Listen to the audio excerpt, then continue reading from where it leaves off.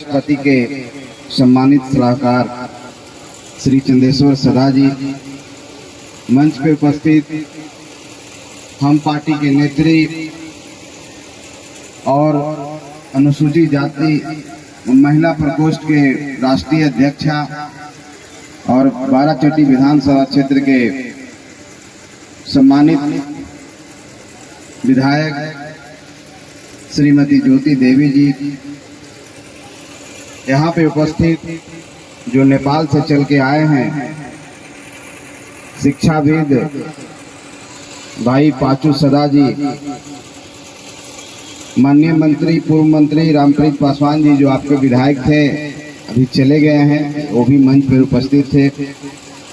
हम लोग के साथ यहाँ पर जो हम लोग पूर्णिया में सभा करके लौट रहे हैं, हम लोग के साथ राजेश रंजन जी हैं, वो भी मंच पर उपस्थित हैं। श्री चेन्नई सदाई जी जो मुखिया हैं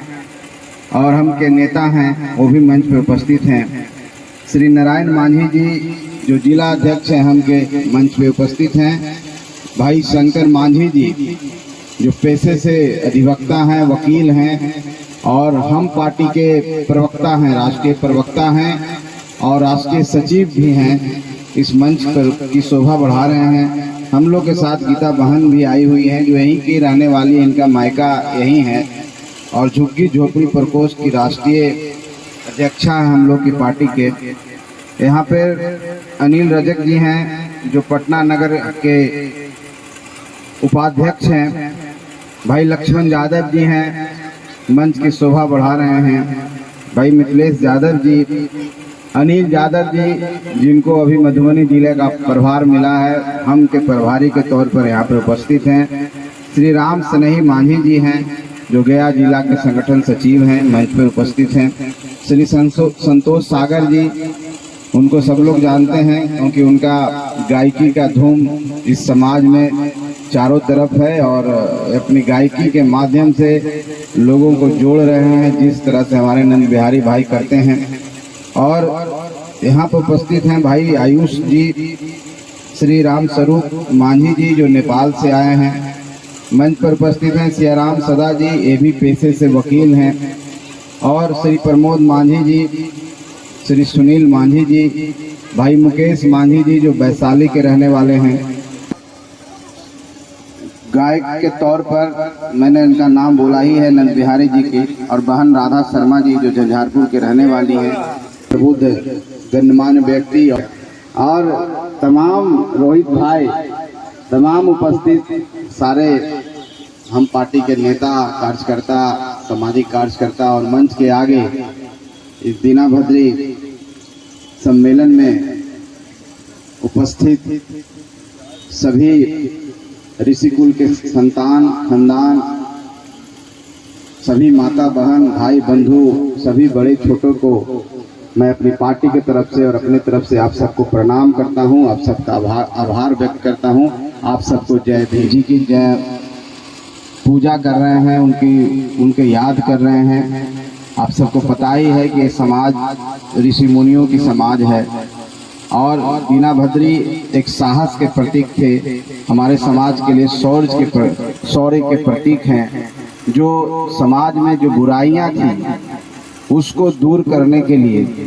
जो भी बुराई हो, चाहे जमींदारी प्रथा हो, चाहे हमारे ऊपर अत्याचार किया गया हो, उन सब के खिलाफ एक योद्धा ने लड़ाई लड़ी और लड़ाई लड़ते हुए अपने जीवन का त्याग किया। ऐसे वीर योद्धा दीना और भद्री जी के हम संतान हैं, उन्हीं के याद में हम लोग यहाँ पर उपस्थित हैं। तो सावज हैं, आपके वंशज हैं और आप ये भी जानते हैं कि दशरथ मांझी जी भी आपके वंशज हैं। तो ये सब नाम जो है जिनके बारे में आप चर्चा कर रहे हैं और उनकी कहानी सब जानते हैं, हमारे नंद बिहारी जी गायकी के माध्यम से उनकी शौर्य गाथा गाते हैं, उनके बारे में बताते हैं। और अध्यात्म से भी अगर आप जोड़ते हैं, अगर धर्म से भी जोड़ते हैं, तो माता सेबरी तो दूसरा जन्म ली, उनके संतान हुए दीनाभद्री जो राम और लक्ष्मण के प्रतीक हैं। तो कहने का मतलब है कि हम जो समाज में हैं और हमारे समाज को जो लोग हीन भावना से देखता है, कोई कहता है वंचित है, कोई कहता है दलित है, कोई कुछ कहता है। जैसा कि हमारे माननीय विधायक जी यहाँ के पूर्व मंत्री ने बोला कि मुसहर और दुसाद बोलता है कि यहाँ बैठल है, तो जो मानसिक प्रताड़ना हमारे समाज पर अभी तक दिया जा रहा है और जो लोग हम लोग को उस तरीके से, उस नजरिए से देखते हैं, तो उससे उभरने के लिए सबसे पहले आप सबको उस मानसिक जो आपका स्टेटस है, जो आप समझ चुके हैं कि हम कमजोर हैं, हम गरीब हैं, हम आगे नहीं बढ़ सकते हैं, उससे उभरने के लिए हम लोग इस तरह के वो जो हमारे माइंडसेट में बना हुआ है कि हम नहीं कुछ कर सकते हैं, लेकिन हमारे पूर्वज, हम जिनके खानदान हैं, इतने बहादुर थे। और आज तो दीनाभद्र जी को हमने नहीं देखा है, लेकिन दशरथ मांझी जी को तो यहाँ बैठे सब लोग देखे हैं, करीब करीब शंकर मांझी जी हैं और भी जो यहाँ पर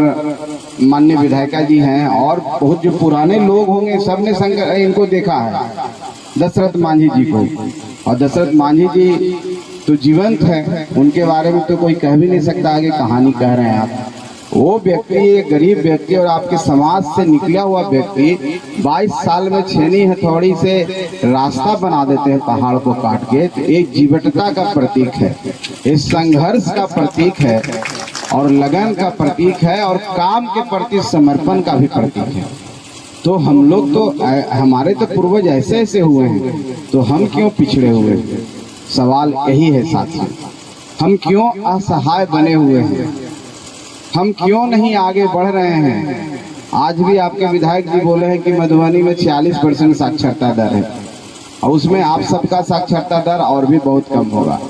तो सवाल यही है कि हम आगे क्यों नहीं बढ़ पा रहे हैं? और जब हम अपने पूर्वजों की गाथा को गाते हैं, उनकी जयंती मनाते हैं, उनके बारे में लोगों को सुनाते हैं, आने वाला जो हमारा वंशज है, जो आज जिनके कंधों पर जो भी बच्चा अभी आगे बढ़कर के युवा बनेगा और उसके कंधों पर हमारे समाज की भविष्य और इस राज्य और देश की भविष्य होगी, उसको बताना होगा, उसके अंदर एक आत्मविश्वास पैदा करना होगा और एक कहना होगा कि तुम ठान लोगे तो कोई भी चीज मुश्किल नहीं है, क्योंकि हमने तो पहाड़ों से रास्ता बनाना सीखा है, इस कच्ची रास्तों पर चलना तो हमारे लिए बहुत ही आसान।